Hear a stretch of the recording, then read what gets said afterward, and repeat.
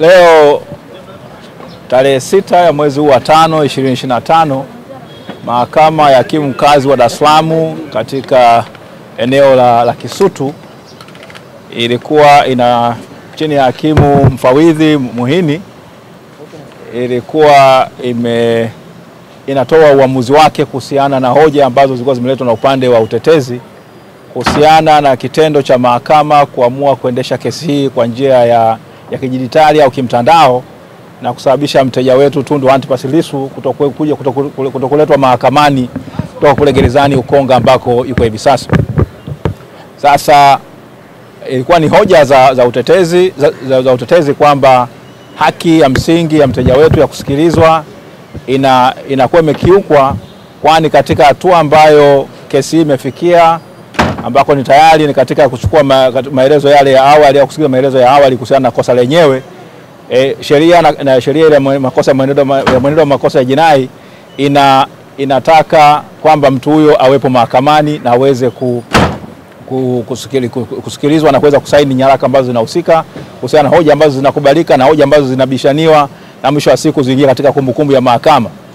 Sasa upande wa mashtaka walikuwa wamesema kwamba kile ambacho kilifanywa ni sahihi kabisa na mahakama, kwamba kesi inaweza kusikilizwa hata mshtakiwa ikiwa ndani, na kwa maana hiyo basi mshtakiwa huyu mahakama haijakosea kwa kuamuru kwamba kesi hii isikilizwe kimtandao mnamo ile tarehe 24 ya mwezi wa 4 mwaka 2025.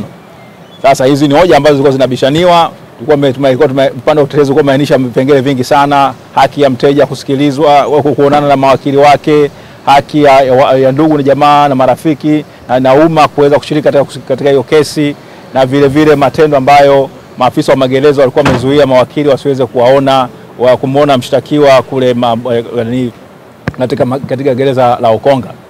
Katika uamuzi wake hivi leo, hakimu Muhini amesema kwamba kile ambacho kilifanywa na mahakama cha kuamuru kwamba kesi hii isikilizwe kwa njia ya mtandao kilikuwa ni sahihi, kwamba kanuni zile ambazo zimetengenezwa na Jaji Mkuu zinaruhusu na kwamba zilikuwa zikiuki kitu chochote kile. Lakini akaendelea kusema kwamba mahakama hii haina mamlaka ya kuweza kuamrisha afisa magereza namna gani ya kuweza kukaa na huyo mshtakiwa kule magerezani. Basi akasema kwamba hiyo ni swala ambalo alikuwa mbele yake. Lakini akaja akatoa amri, akaja akasema kwamba kwa kutokana na kuzingatia ibara ya 13 ibara ndogo ya 6A ya Katiba ya Jamhuri ya Muungano wa Tanzania na mazingira ambapo mteja au mshtakiwa amekuwa akikataa kushiriki katika kesi hii kwa njia ya kimtandao, na kutokana kwamba kuna nyaraka mbalimbali ambazo zitakiwa kusaini mwisho wa siku kesi inapokuwa imesikilizwa, basi misingi ya haki na misingi ya kusikilizwa kwa kesi kwa misingi ya haki inadai kwamba mshtakiwa Tundu Antipas Lissu aletwe mahakamani Kisutu na aweze kusikilizwa, kesi yake isikilizwe mbele ya pande zote, kwamba upande wa utetezi, upande wa mashtaka na vile mahakama iwepo, umma uwepo uweze kuhudhuria kesi hiyo.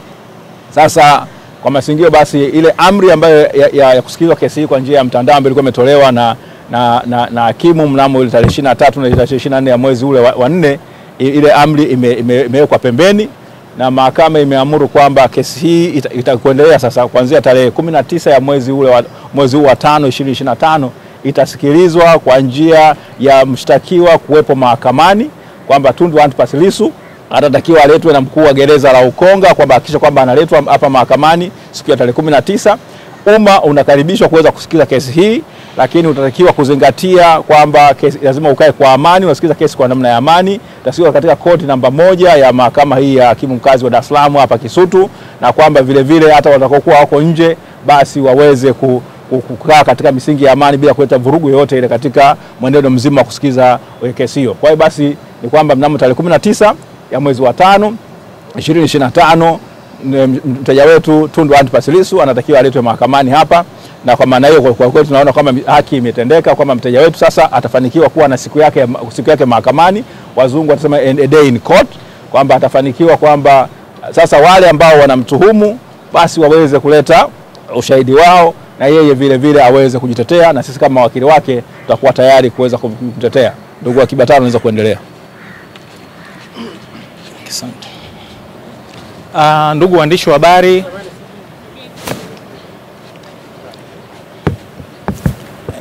wa habari, na mahususi kabisa wa Tanzania kwa ujumla, tumefurahia kwa kipekee kabisa uamuzi huu wa mahakama ya hakimu mkazi Dar es Salaam iliyopo Kisutu, kwa sababu kubwa moja. Ni uamuzi ambao haukuwa mwepesi, ni uamuzi ambao ulihitaji ushujaa wa mahakama. Katika hoja zetu tulialika mahakama iwe kubwa, yani we invite the court to be greater, na tunashukuru kwamba mahakama imetusikiliza na tunaamini imejijengea heshima ya kipekee sana siku hii ya leo. Heshima hii ni kama akiba ambayo imejiwekea, ambayo naamini itatumika kwa muda mrefu sana. Kwa hiyo kwa kipekee kabisa tuishukuru mahakama kwa ujasiri, tumshukuru Mheshimiwa Muhini na tumuombee aendelee kuwa na ujasiri huo, kwa sababu kesi hii kama tulivyosema inafuatiliwa na watu wote wa ndani na nje ya Tanzania. Kwa hiyo heshima hiyo hajajengea ndani ya Tanzania tu, hata nje ya Tanzania, kwa sababu wote mmeona kulikuwa kuna toka Mheshimiwa Lissu afikishwa mahakamani kumekuwa na international observers kutoka taasisi mbalimbali, East African Law Society, mabalozi. Kwa wale wote wanabeba reflection ya kwamba basi angalau mahakama zetu zinaweza kuwa na ujasiri. Kwa hiyo kwa hilo tunashukuru sana, lakini pia tuendelee kutoa wito kwa wale ambao tumewakemea hivi karibuni, tumesema wana tabia ya kuongea huko mabarabarani, basi waendelee kujionya, kwa sababu hiyo inaweza kuleta madhara katika mwenendo wa kesi. Wajionye sana, wameshamfikisha huyu mtu kupitia kwa wahusika wa kisheria mahakamani, basi waache mahakama ifanye kazi yao, halafu majibu yatakayotolewa sasa ndio wanaweza kwenda kuyazungumzia huko barabarani. Lakini pia tuna report kwamba tulitoa ahadi kwamba tutapigania haki ya umma ya kusikiliza kesi, kwa sababu ingeset a very bad precedent kwa Kiingereza, yani ingetoa misingi mibaya sana kwenda mbeleni, manake ndio ungekuwa sasa ni mtindo. Kwa tuliahidi kwamba tutapigania haki ya wananchi kushiriki kwa mujibu wa sheria ambacho sasa ni maarufu kabisa, kifungu cha 180 kidogo cha kwanza cha sheria ya mwenendo wa makosa ya jinai sura 20 iliyofanywa marekebisho mwaka 2022, kifungu ambacho kinatoa haki ya wananchi au umma kushiriki katika mashauri ya jinai. Kwa tunafurahi kwamba tumetimiza ahadi yetu kwa ujumla wetu kama jopo. Kwa hiyo nafikiri at least katika aspect hiyo hatuna deni. Sasa kunapokuwa na haki kuna responsibility pia. Kwa hiyo watu wetu tunawaomba, kwa sababu masharti ya mahakama ni kwamba wale wanaokuja kuhudhuria wajiconduct properly, yani wajitahidi kuwa na nidhamu. Sasa wasituangushe sisi ambao tumevuja jasho na damu mpaka kufikia uamuzi huu. Watakapohudhuria tarehe 19 waje kwa utulivu, ili wasitoe kisingizio kwa mtu awaye yote kwamba unaona sasa tulikuwa tunakwepa kitu kama hicho. Kwa wajitahidi waje kwa wingi kadri busara nafasi inavyoelekeza, lakini watakapofika basi wajitahidi kubehave kama nilivyosema, ili wasituangushe sisi mawakili ambao tumefanya kazi ngumu kwenye mazingira magumu na tumefikisha ile gurudumu hapa lilikofika. Tunawashukuru pia waandishi wa habari kwamba pamoja na magumu yote ambayo mmepitia, tunajua baadhi yenu mlikuwa physical assaulted, mmezuiwa. Tunafahamu kwa mfano kuna mtu mmoja sitaki kumtaja jina lake, alizuiwa kabisa na askari fulani kwamba wewe hutaruhusiwa kuingia. Nafahamu kwamba ame take up that matter huko kazini kwake, wamewasiliana na taasisi ambazo zilimzuia, tunahope wameresolve. Kwa lakini tunawashukuru kwamba mmekuwa steadfast, pamoja na kwamba kesi kulikuwa kuna hatari ya kuendeshwa katika namna tuseme tafsiri yetu ilikuwa ni ya kificho, lakini nyinyi mmetusaidia sana kudisseminate mwenendo huko nje na mpaka kila mtu akafahamu.